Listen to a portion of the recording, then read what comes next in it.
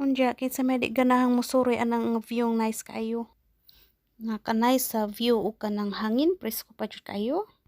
Ug naabot mi dihang duhang papa sa ruro kay manglaag lagi mi. Unya kay sayo pa man kayo pa man ang sakyanan. While naghulat mi sa amo ang sakyanan, magtanaw-tanaw sa mi sa place dagat kay nindot po kay ang view sa amo ang nahimutangan karong buntaga. Unya, presko pud kayo ang hangin, sayo pa sa buntag, wala pa'y init. Diha lang sa amin nag-standby. Okay, summer naman, masuroy mang dos papa. Mura magdili kay excited na kasakay ko ang bangka sa papa. Yay, nahinaling maglungag sa mi kay gutom ang kaayo. Sila dalang bugas. Isda na lay kulang, manguan pa mi masol. Unya, kay hunas man, mabom kayong dagat, magbugsay-bugsay lang usa mi. Taro nga sa bugsay dong kay narabay mo manager tan-aw nimo nas imuhang luyo.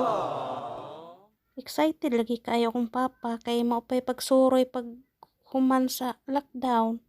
Nya ato pa to niaging tuig, maupay pagbalik og Cebu.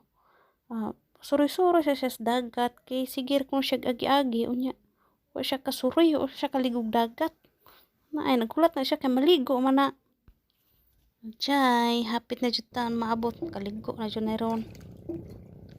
Kaluyan pud taon way balod di pagustos dagat. Naay naghulom-hulom na sa tubig. Kami kis paminaw ba kay init pod. Ug mao na siya guys. Thank you.